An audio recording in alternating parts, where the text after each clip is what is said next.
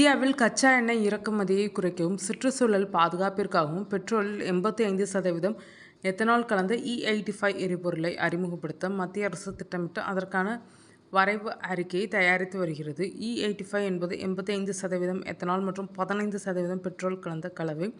இது வாகன இன்ஜின்களில் பெரிய மாற்றங்களை ஏற்படுத்தும் என எதிர்பார்க்கப்படுகிறது.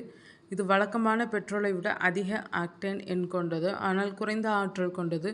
தற்போது இந்தியாவில் E20 பெட்ரோல் பயன்படுத்தப்படுகிறது. தற்போது பயன்பாட்டில் இருக்கும் E20 பெட்ரோலில் 20% எத்தனால் கலக்கப்படுகிறது. E20 பெட்ரோல் என்பது 80% பெட்ரோல் மற்றும் 20% எத்தனால் கலந்த ஒரு சூழல் நட்பு எரிபொருளாகும். அதாவது ஏப்ரல் 1ஆம் தேதி நாடு முழுவதும் உள்ள பெட்ரோல் நிலையங்களில் 20% எத்தனால் கலந்த E20 பெட்ரோலை விற்பனை செய்ய வேண்டும் என மத்திய அரசு உத்தரவிட்டுள்ளது. ஏற்கனவே இதற்கு வாகன ஓட்டிகள் மத்தியில் எதிர்ப்பு கிளம்பியுள்ளது. ஏனெனில் 2023க்கு பின் வாங்கிய வாகனங்களுக்கு E20 மிகவும் பாதுகாப்பானது. பழைய வாகனங்கள் பயன்படுத்துவதற்கு முன் வாகன உற்பத்தியாளரின் கையேட்டை சரிபார்ப்பது நல்லது.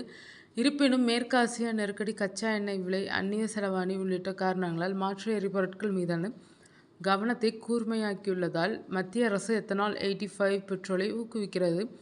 அண்மையில் ஒரு பீப்பாய் கச்சா எண்ணெய் விலை $100 அதிகமாக இருந்தது. அதன் விலை $1 அதிகரித்தாலும் இந்தியாவிற்கு ரூபாய் 16,000 கோடி இறக்குமதி. இந்தியாவில் மொத்த எத்தனால் தேவை 1,100 கோடி லிட்டராக உள்ள நிலையில் தேவைக்கு அதிகமாக 2,000 கோடி லிட்டர் உற்பத்தி செய்யப்படுகிறது. இதனால் பெட்ரோலில் எத்தனால் கலப்பை மேலும் அதிகரிக்க எத்தனால் உற்பத்தியாளர் சங்கங்கள் தொடர்ந்து மத்திய அரசிடம் வலியுறுத்தி வருகின்றன. E85 பெட்ரோலில் இயக்கும் வாகன விலை, உற்பத்தி செலவுகள், எரிபொருள் இருப்பு, வாகன மைலேஜ் உள்ளிட்ட பலவற்றின் பிரத்யேகமான வாகன சோதனைகள் தேவைப்படுவதாக நிபுணர்கள் கூறுகின்றனர். E85 பெட்ரோலால் வாகன ஓட்டிகளுக்கு என்ன பாதிப்பு என்பதையும் பார்ப்போம். E85 பயன்படுத்தப்படுவதால் வாகனங்களின் மைலேஜ் சுமார் 30% வரை குறைய வாய்ப்புள்ளது.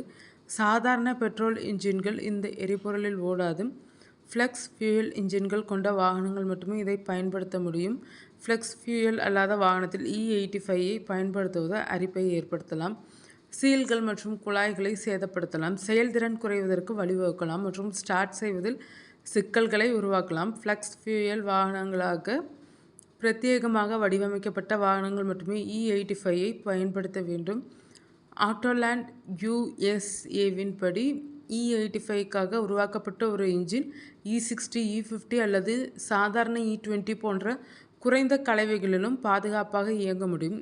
எத்தனால் விலை பெட்ரோலை விட குறைவாக இருந்தாலும் மைலேஜ் குறைவதால் பயண செலவு அதிகரிக்கலாம். கச்சா எண்ணெய் இறக்குமதியை குறைத்து உள்நாட்டு விவசாயத்தை ஊக்குவிக்கவும், மத்திய கிழக்கு நாடுகளில் நிலவும் போர் சூழல் ஏற்படும் எரிபொருள் தட்டுப்பாட்டை சமாளிக்கவும் இந்த முடிவு எடுக்கப்பட்டுள்ளது. மத்திய சாலை போக்குவரத்து துறை அமைச்சர் நிதின் கட்கரி 100% எத்தனாலில் இயங்கும் கார்களை பரிசோதித்து சாத்தியக்கூறுகளை உறுதி செய்துள்ளார். இதற்கான சிறப்பு விநியோக உள்கட்டமைப்பு பெட்ரோல் பங்குகளில் ஏற்படுத்தப்பட வேண்டும்.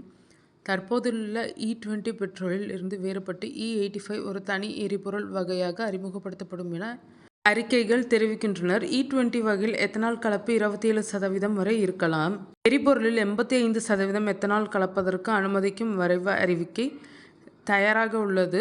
அது விரைவில் வெளியிடப்படும் என்று கூறிய மூத்த அரசு அதிகாரி ஒருவர், இதில் அரசுக்கும் சந்தையிலும் ஒருமித்த கருத்து உள்ளதாகவும் E85 வாகனங்களுக்கான முதற்கட்ட சோதனை மேற்கொள்ளப்பட்டுள்ளதாகவும் அவர் கூறினார். மேலும் இது இன்னும் ஓரிரு ஆண்டுகளில் அறிமுகப்படுத்தப்படும் என எதிர்பார்க்கப்படுகிறது.